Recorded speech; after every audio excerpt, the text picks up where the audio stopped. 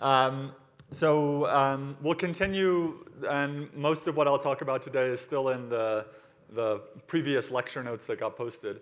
I want to start just with a little bit of intuition about where we're going. At the very first lecture, I said that the way statistical physics people view problems is through correlations. They always think about, you know, how are these random spins correlated? Are there strong correlations? Are there weak correlations? And we saw that, you know, in both statistical physics, combinatorics, algorithms, we really want to understand or approximate this partition function. And so sort of the philosophy, and it's not like completely rigorous, but the philosophy is that if you have decay of correlations, correlations are very weak, then you should be able to understand the partition function. Okay, and the cluster expansion is one tool that works in some subset of this region. And then if you have strong correlations, okay, that's not necessarily good, but if you can explain in a simple way why there are strong correlations, then maybe you can condition on something and arrive at something that has weak correlations. So remember the two pictures again, and we're always going back to the two pictures. On the left-hand side, we had weak correlations. So maybe there we can apply something like cluster expansion, maybe Markov chains mix rapidly. But on the right side, we had very strong correlations. But maybe if you just condition, say, that pink is the dominant color, then pink is just background.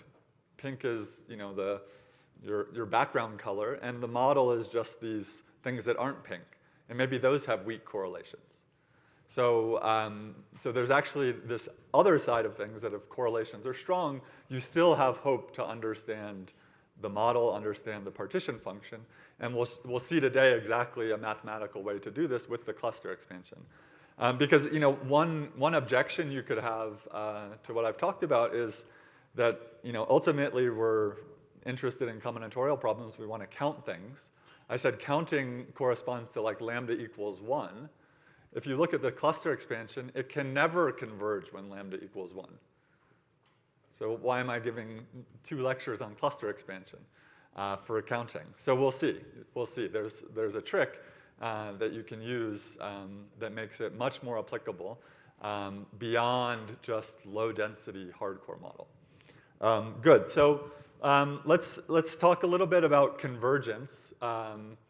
So I gave this shearer criteria for convergence. If you're actually trying to write down a combinatorial formula or you're trying to use maybe cluster expansion as an algorithm, then you actually really need to not just know that it converges, but know that if you, say, truncate the cluster expansion, then the tail is not significant. So this is a lemma due to Barvinac. So Barvinac wasn't really thinking about cluster expansion. Maybe it started like 10 years ago, but he was thinking about computation algorithms. And he realized that you can use zero freeness to get algorithms. You can actually compute the coefficients of the Taylor series fairly efficiently. So Taylor series, or cluster expansion as we're calling it, is actually an algorithm, which is nice. But if you want to use it as an algorithm, as I say, you need an explicit error bound.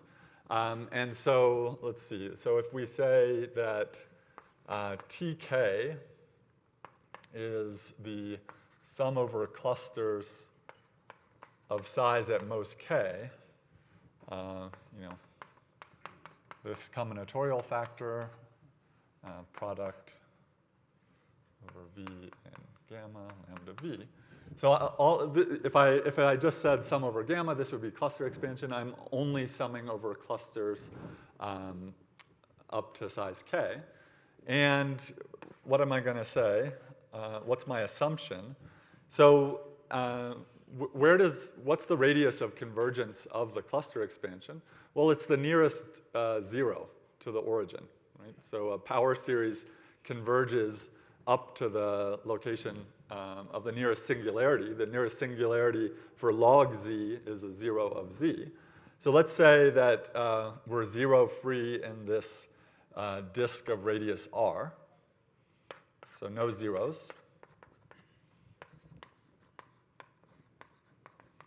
And let's give ourselves a little room. So let's say that absolute value of lambda is at most eta r. And so here is eta's in 0, 1. Okay, so you have some zero-free region, but you're going in a little bit. Then what's does the lemma say? The lemma says if you look at the difference between log z and tk, so log z, if you did the full cluster expansion and it converges, it would give you log z, but now you're truncating. This is at most n times eta to the k, I think maybe over 1 minus eta. Okay. So you have an n for the degree of the polynomial, but then you have exponential decay, which is a crucial thing. So this, there's an easy proof of this, and we actually saw the main idea. You write z again as the product over its roots, and so then you can write log z again as the sum over its roots of log of 1 minus lambda over ri. And then you just Taylor expand this, the logarithm, and you know that lambda over ri is less than 1, and so you have an easy bound on the tail of the log 1 minus x Taylor expansion. So it's a cute little lemma, but it's very, very effective. The other thing we'll need is that right now you're paying this factor n, which is unavoidable because you have, say, n vertices in your graph or degree n polynomial. You can also, let's say, I'll call this a pinned tail bound. And we'll see why this is useful. You can look at the sum over all clusters that contain a particular vertex v. So that's what I mean by being pinned. You insist that it includes one vertex. Let's say the size is at least k, and then maybe we have absolute value.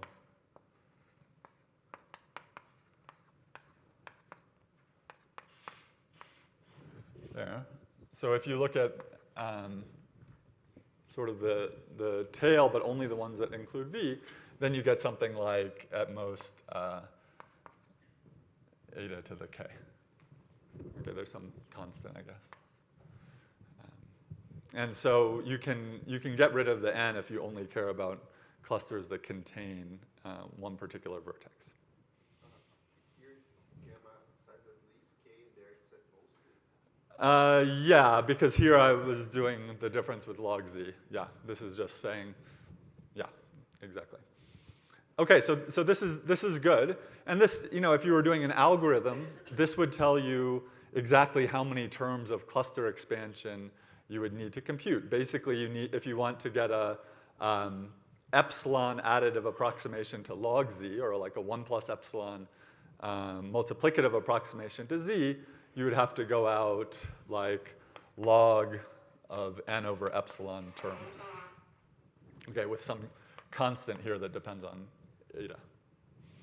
Okay, so you compute log n terms of cluster expansion, and you get a good approximation. Good. So it turns out, and here is one sort of moral of the cluster expansion. I'll just say it, yeah. If you take this bound and sum over all vertices, you get more or less slightly better bound. I mean, there should be some constant here, but it's basically the same bound, yeah. Yeah. This just says that you can peel it apart and make it, localize it, yeah.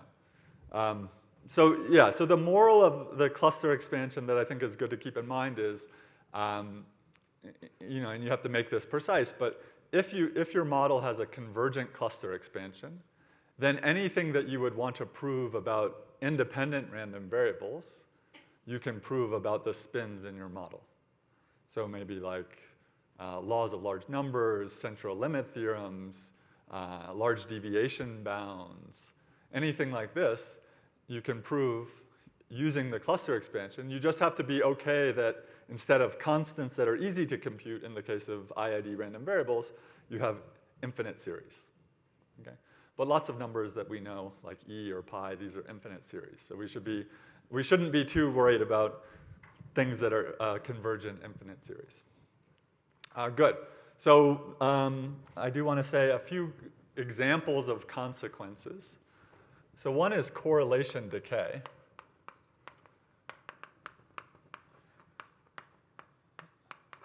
So I'm imagining I'm in, say, a hardcore model. I'm inside this zero-free region, and I want to show that we have correlation decay. So yeah, so let's say if absolute value of if lambda is positive now, if lambda is at most eta times this zero-free region, then for all uv in our graph, the absolute value of kappa uv, remember this was the pair correlation function, so the covariance of the spin between u and v.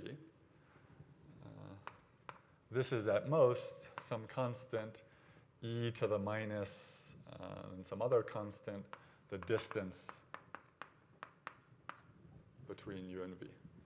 Okay. And so, this constant depends on eta. So if you have convergent cluster expansion, then you automatically get exponential decay of correlations in the distance. So let's see this. So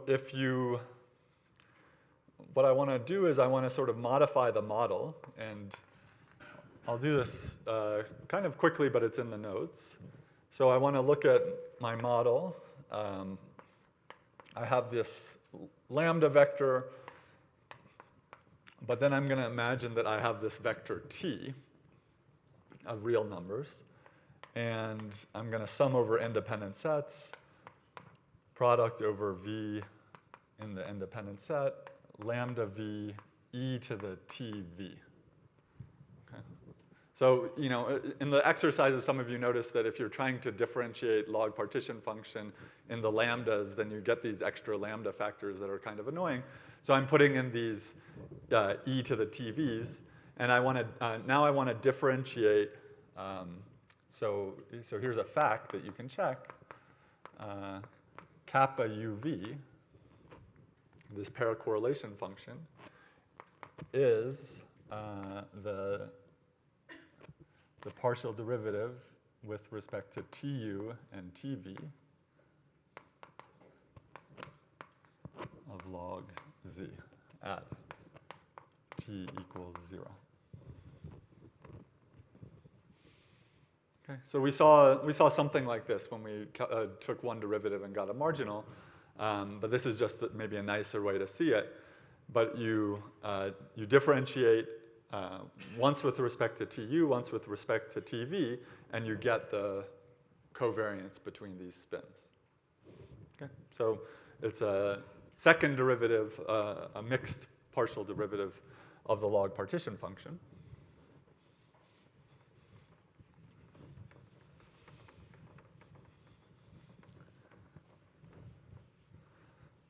But now we're in the cluster expansion convergence regime. And what's nice about absolutely convergent power series, you can differentiate term by term. Okay, so let's look at what that is. So kappa uv, so when cluster expansion converges, this is going to be, now I'm differentiating log z, but I'm going to write it as the cluster expansion.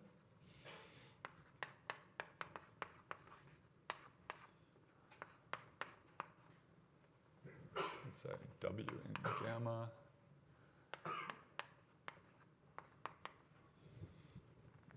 Okay, so I just rewrote the cluster expansion, but now I want to take partial derivatives with TU and TV. So what happens to a single term here? So what if U and V are not in this cluster? Then it vanishes. In fact, if either one of them is not in the cluster, it vanishes. What happens if they are in the cluster? Well, it depends on how many times it appears. It can appear multiple times, but you get some factor that counts the number of times it appears. And so this is sum over gamma that contain U and V. You actually get, let's say, YU of gamma, YV of gamma. So this is just some random variable that counts the number of times it appears in the cluster, and then phi gamma.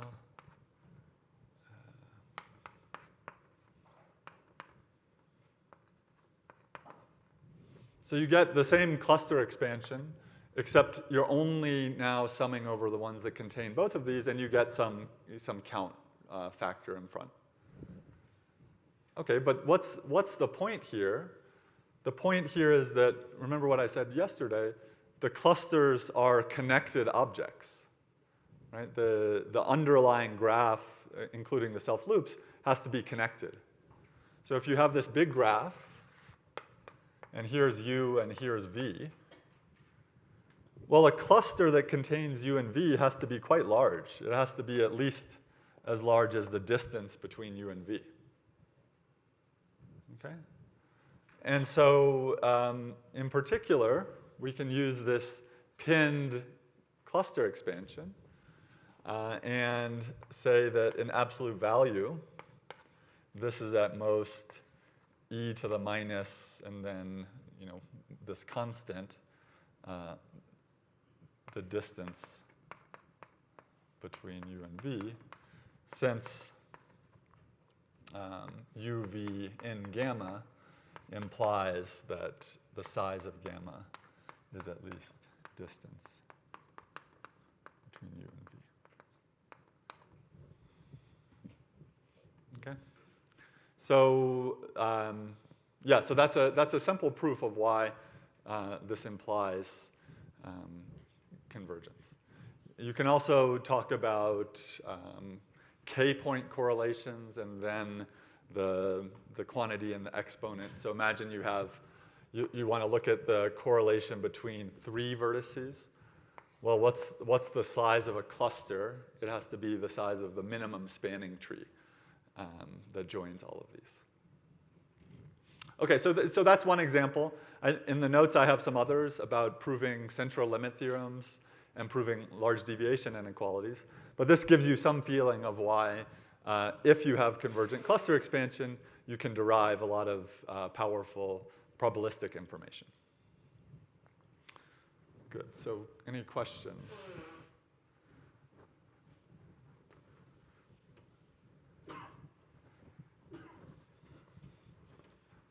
Okay, so next, I want to introduce another tool called abstract polymer models.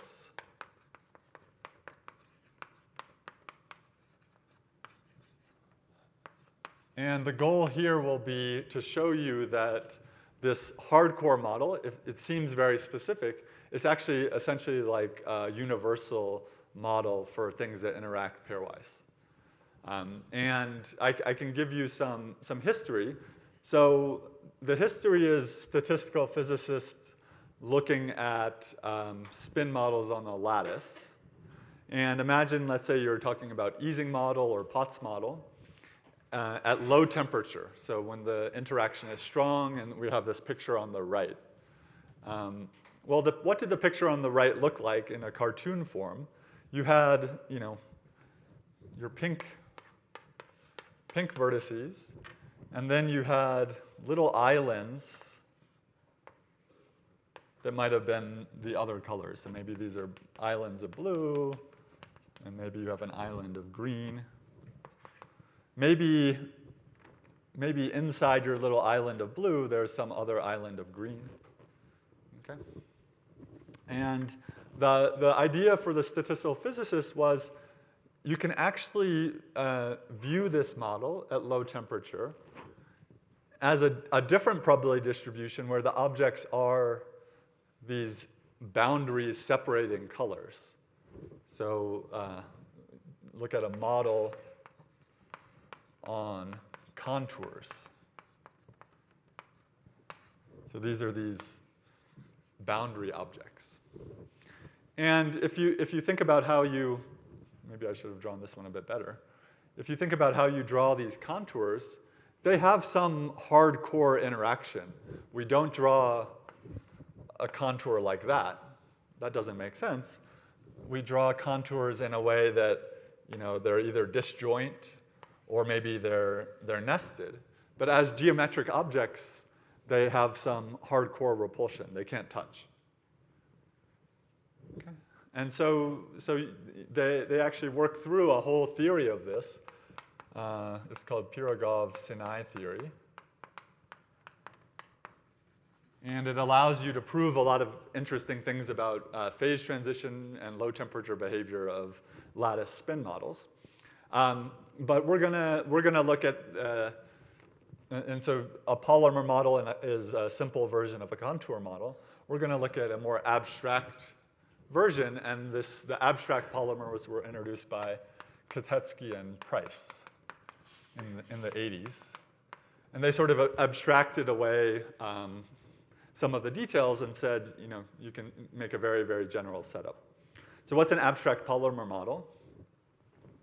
You have a set of polymers. So let's call that set omega. Each polymer gamma has a weight. Let's call it W gamma. Think of this as either a non-negative real number or a complex number.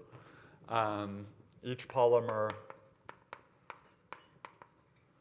has a size. Let's just call it like absolute value of gamma. And we have an incompatibility relation.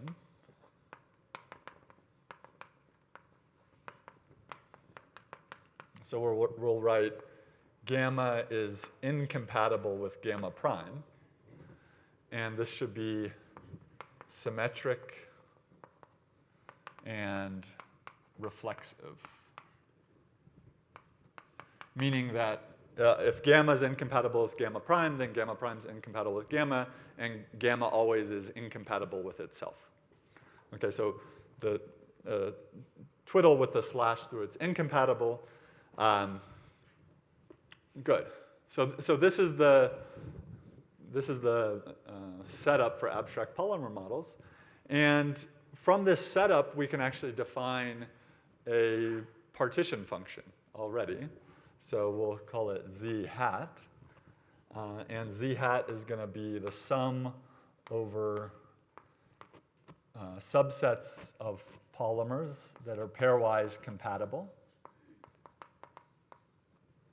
and then the product over gamma and x of weight gamma.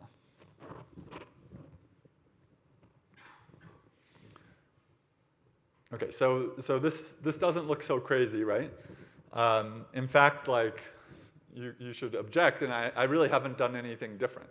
This is just some hardcore model, right, where these are the activities.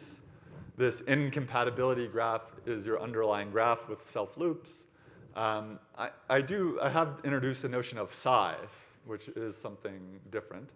But you can imagine here, the size, the contours here are polymers, and the size is actually like the size, the number of edges maybe in your contour.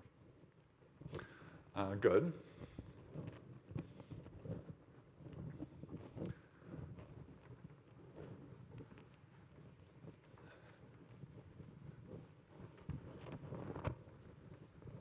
You can course, you can also write down what since this is just a hardcore model, you can write down what the cluster expansion is. So cluster expansion.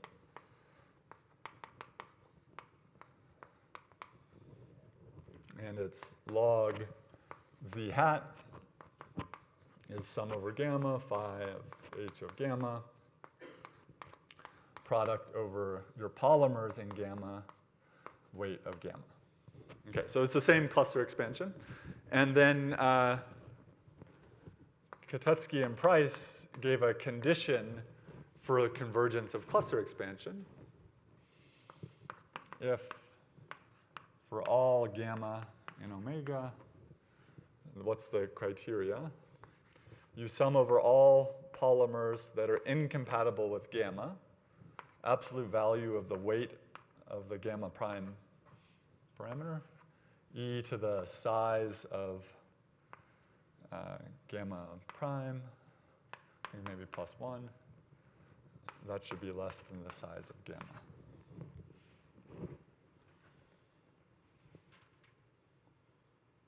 Maybe I don't need the plus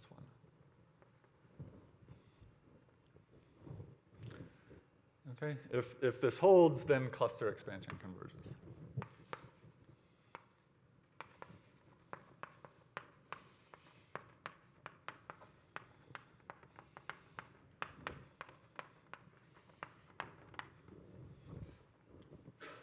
Okay, so we have this abstract setting, we have a convergence criteria, and so on, yeah.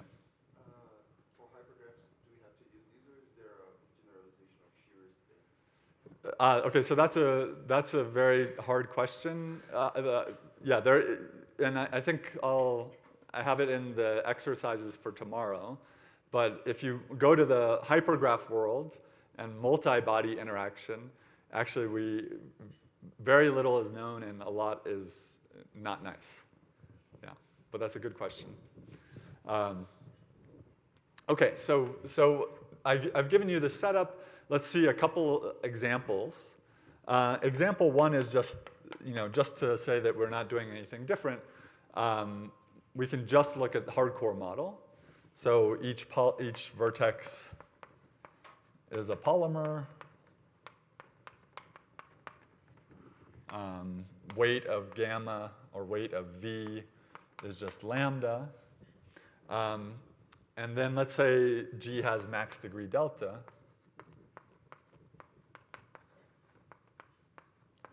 And okay, let's say the size of the polymer is just 1 for each one. Then what does the Katetsky-Price condition say? So you're summing over all polymers incompatible. That's yourself and your neighbors in the independent set model. And you have an absolute value of lambda. You have an e to the 1 is less than 1. So it's delta plus 1, absolute value of lambda, e is less than 1, which is the same as absolute value of lambda is at most 1 over e delta plus 1. So asymptotically, as delta gets large, this is like the shearer bound. Okay. So we really are generalizing. It's not quite as sharp as shearer's bound, but at least asymptotically it matches. Okay, but let's see some interesting examples.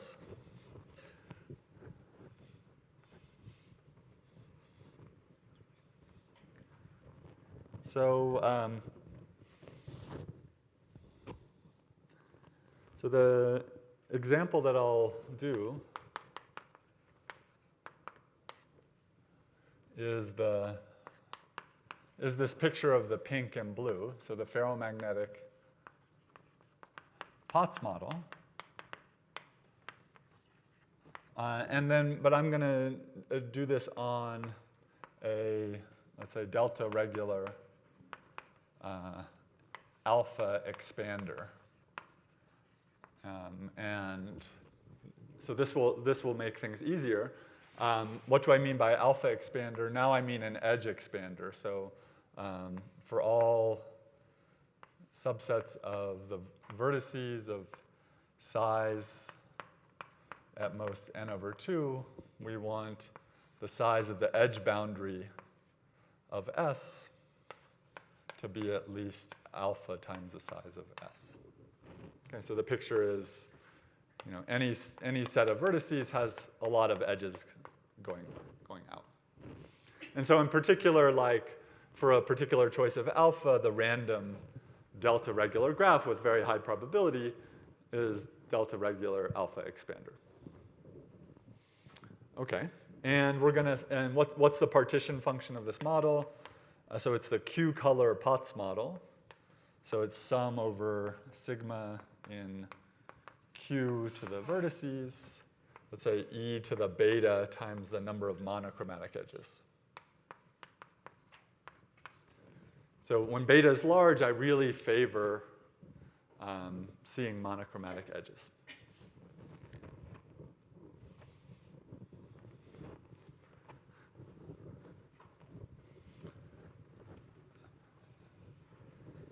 Okay, and what we want to do now is we want to understand this model in the picture on the right-hand side. When beta is large, and we think that each of the monochromatic, near monochromatic configurations dominate, we want to understand. And so the picture we have in mind, again, is this,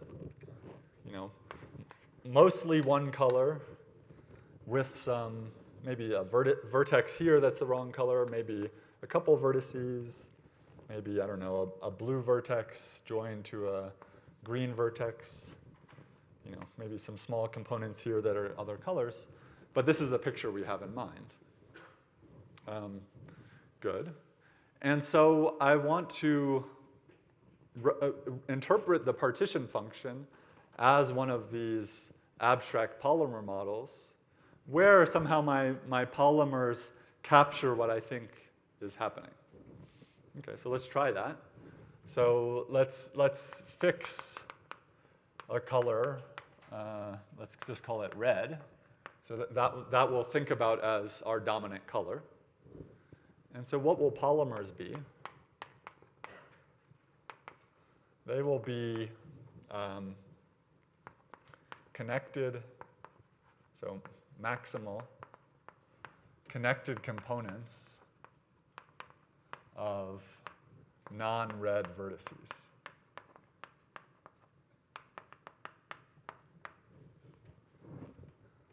So here's a polymer, here's a polymer, here's a polymer, and here's a polymer.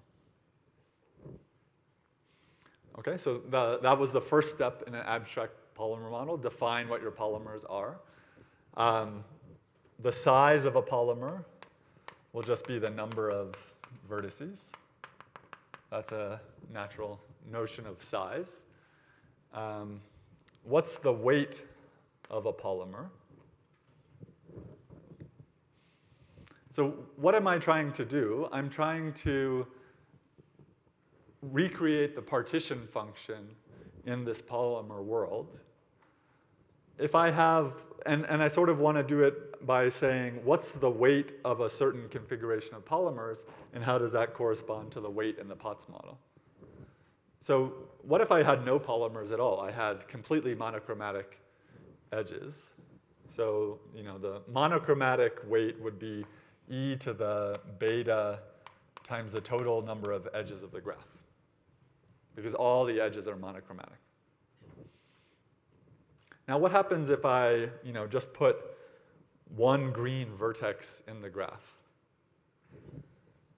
Well, what I've done is I've lost some monochromatic edges. I've lost all the edges going out of V.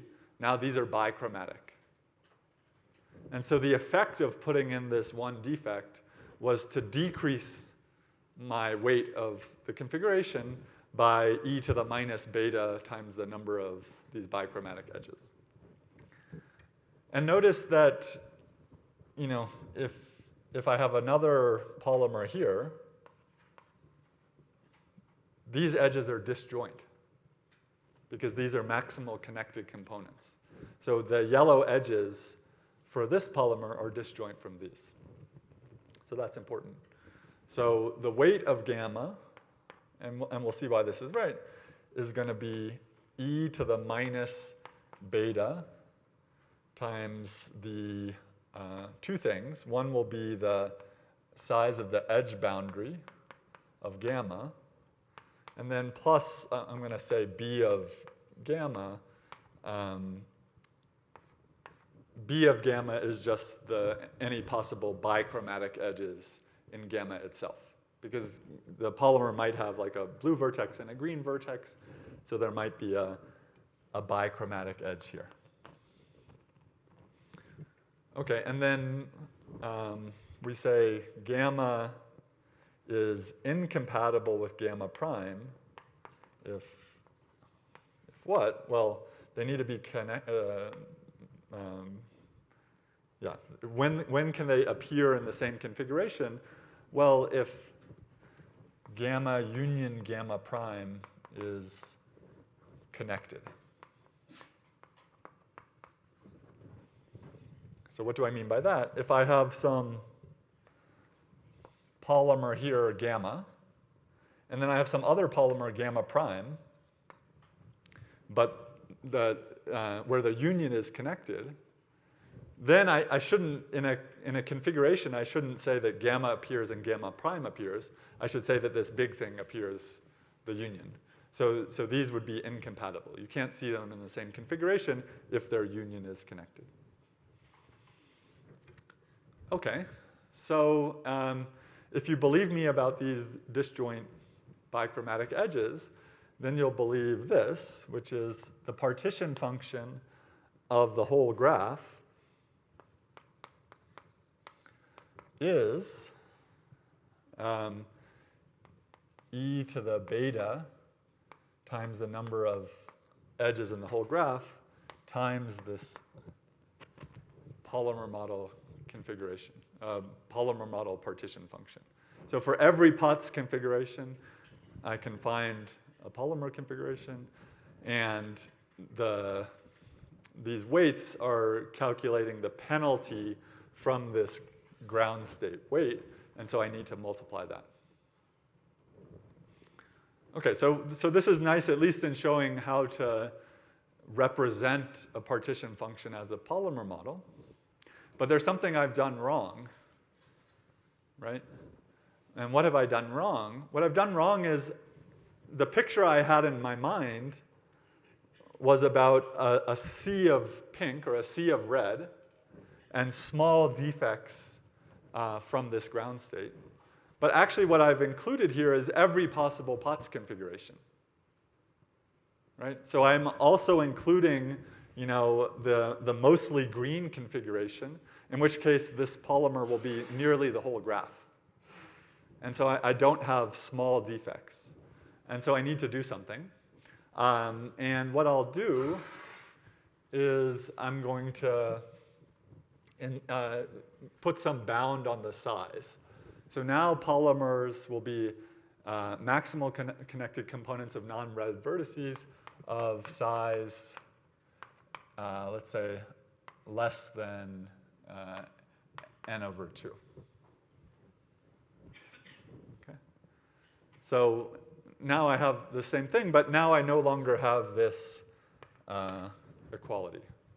Because there are definitely configurations where if you define polymers this way, I am not capturing them when I restrict the size of the polymer.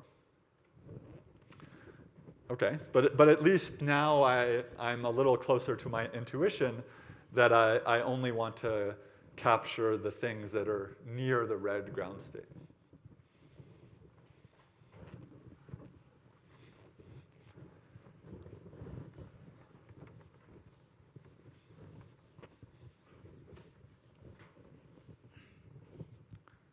Okay, so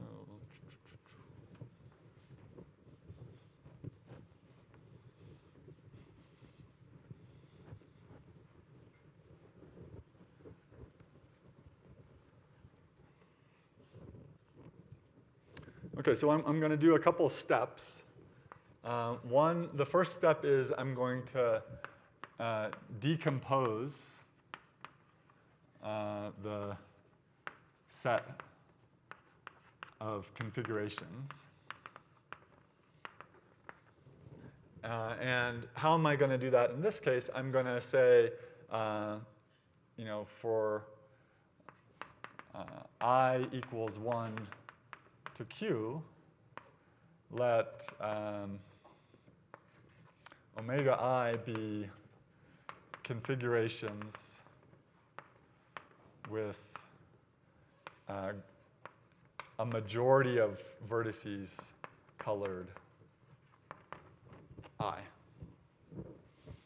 Okay, and then I'll have, omega minus the union of omega I will be omega error.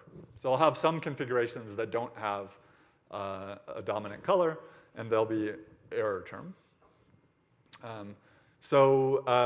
Good. So, really what I was trying to capture with this polymer was, and it has an associated partition function, so z red is just sum over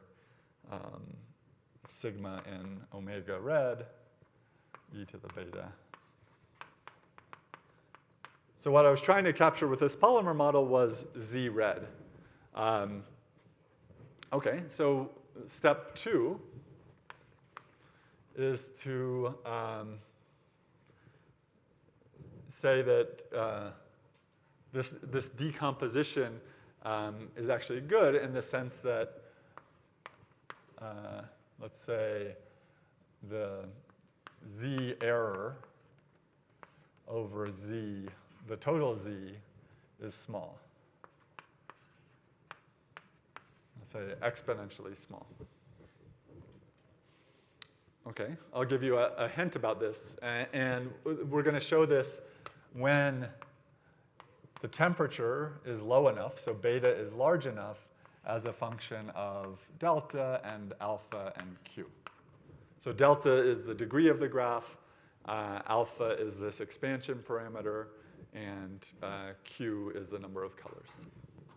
So what do we need to do this? We need an upper bound on z error and a lower bound on z. So z is at least, well, z is at least the weight of one ground state. So z is at least e to the beta, I guess we know what it is, delta n over 2, all the edges. So that's a very trivial lower bound. We need an upper bound on z error. So in z error, none of the color classes is a strict majority. In other words, each color class is of size at most n over 2. And so we can apply expansion. And so all the color classes expand, okay, and double counting vertices. So in z error, or in omega error, we have at least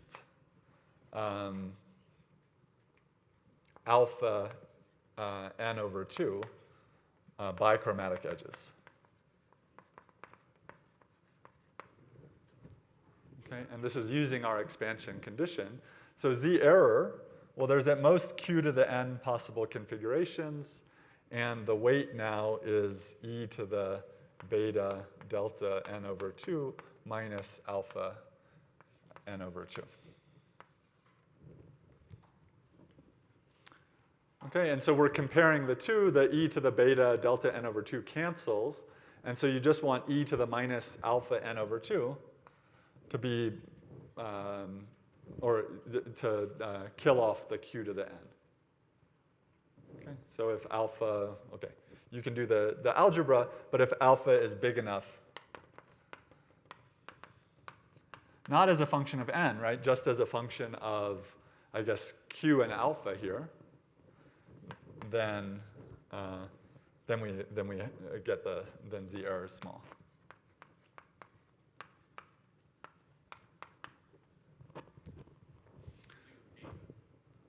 Repeat what?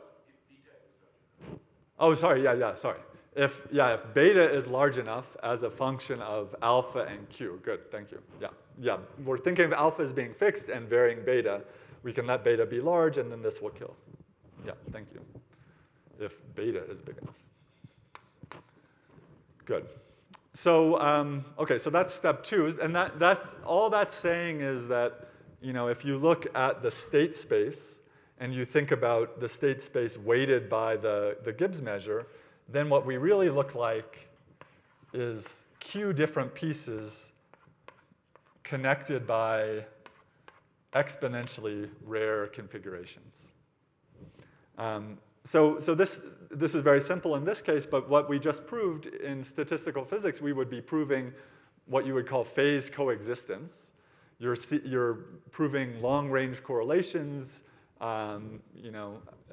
things like that. And in Markov chains, what we just proved is that the Glauber dynamics mixes in exponential time. We just proved that there's a bottleneck between pieces of the state space. And this, I think, is a little unintuitive. Normally, you think, like, if you come from the Markov chain world, you think of, you want to prove your Markov chain mixes fast to get an algorithm. What we're doing here is we are proving our Markov chain mixes slow so that we can decompose the state space and just zero in on one of these pieces. So it's actually, slow mixing is a tool, which is a bit surprising. Okay, so that's step 2. Step 3, and maybe I won't say too much about this right now, but step 3 is to say that we want to show that this polymer model partition function, z red,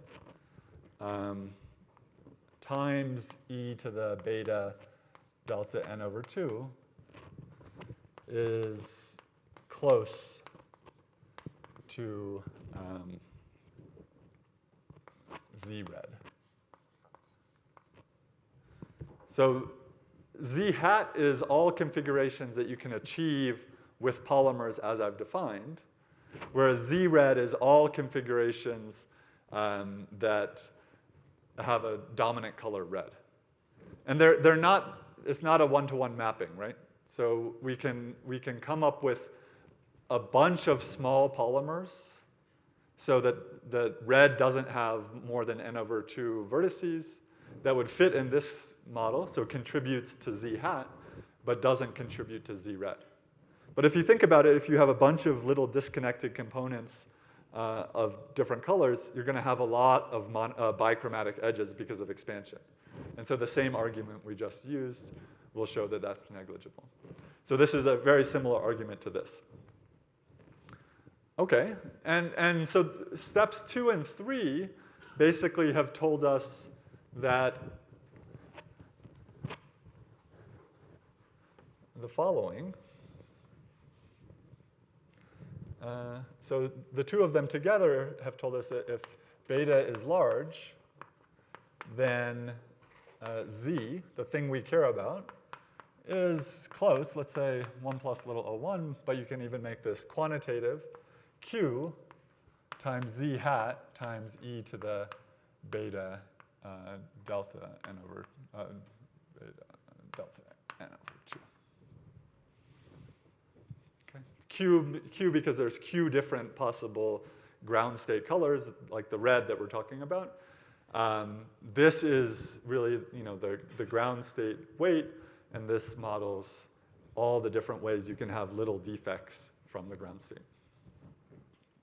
Okay, and then step 4 is to use the polymer model cluster expansion to approximate z hat. Okay, and to do this, we need to check the Katetsky-Price condition. And remember what this is. It's for all gamma, if we sum over gamma prime incompatible with gamma, weight of gamma prime, e to the size of gamma prime should be less than size of gamma. So we need to check this. Okay, so let's check that.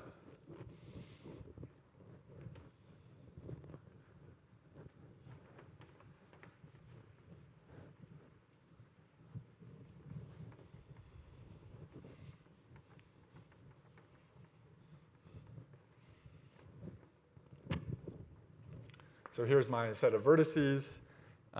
Here's my one particular polymer gamma. And then I need to think about all the different possible gamma primes that can be incompatible. So basically, anywhere here, I could have some other polymer that comes off it, and these would all be incompatible.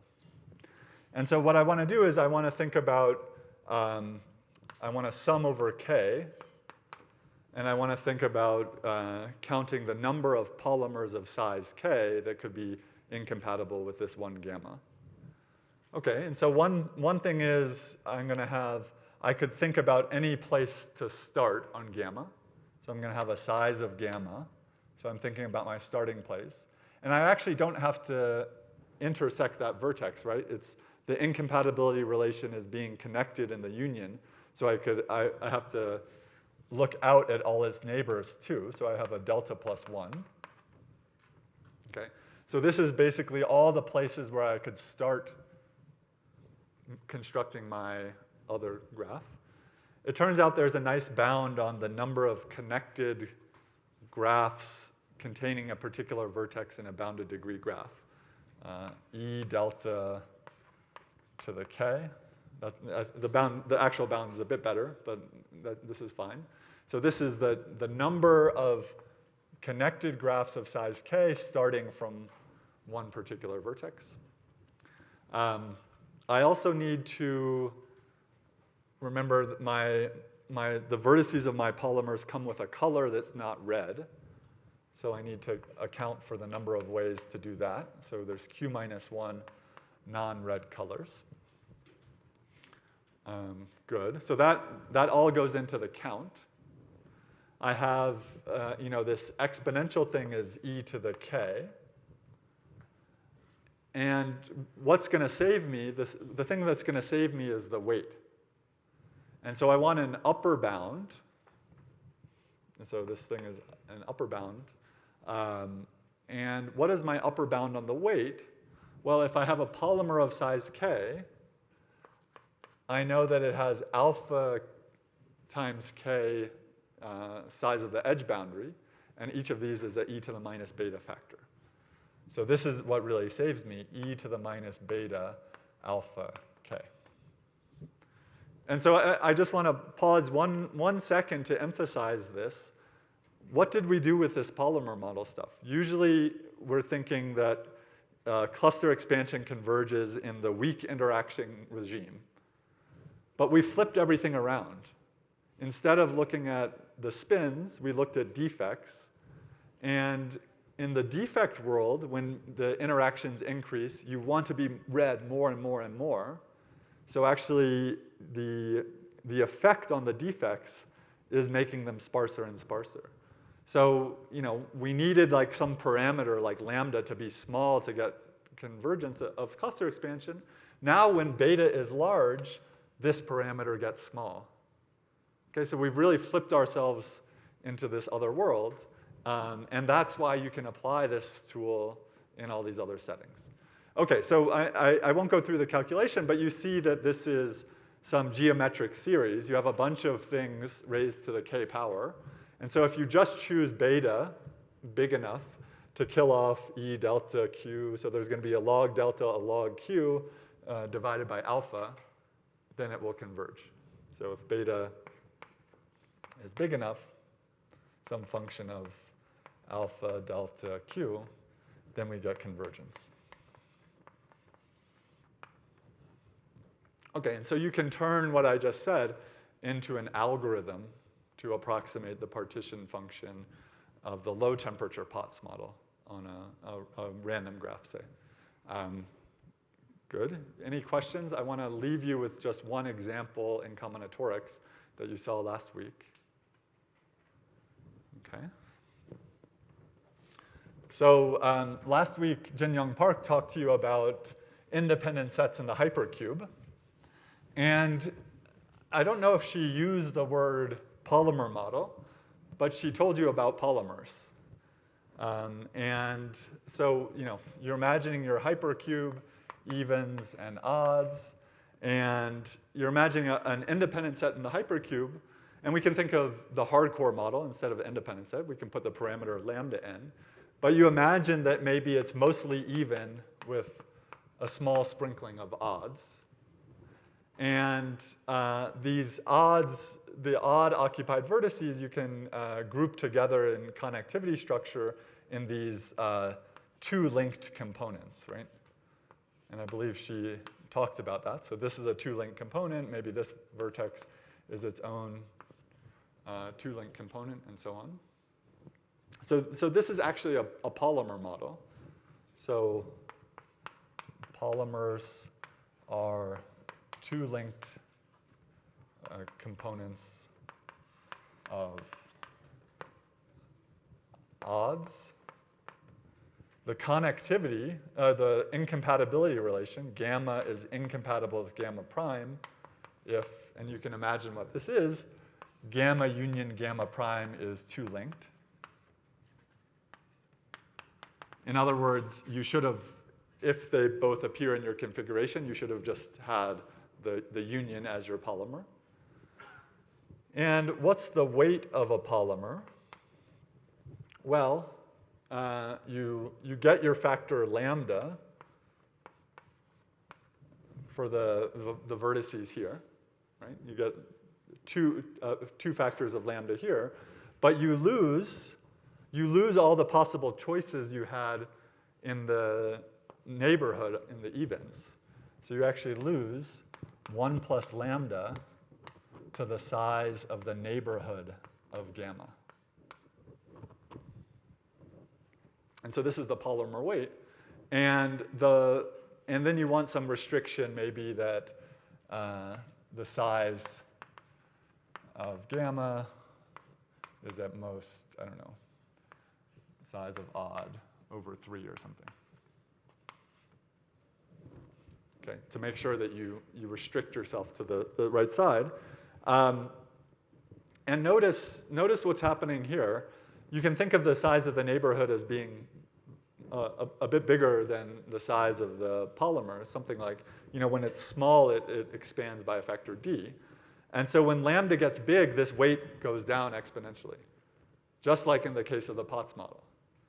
So again, we have this nice phenomenon that you're not, in the original model, you're way far out of cluster expansion convergence, but once you take this other perspective, now your weights are getting really, really small. Even when lambda's 1, this is like 2 to the minus size of neighborhood, this is getting suppressed. And so here's the exercise to leave you with. And the exercise is use the container lemma plus isoperimetry of the hypercube to verify the Katetsky price condition. So it turns out that you need something about isoperimetry. Small sets expand a lot, and large sets expand kind of mildly. But the really crucial tool to verify cluster expansion convergence is exactly the container lemma that you saw last week. It's the perfect, it matches exactly what you need. And then you can apply all this machinery and deduce lots of stuff and get, if you want to know the number of independent sets to arbitrary accuracy, you can just take more and more terms of cluster expansion. Okay, so next time we will talk about triangle-free graphs.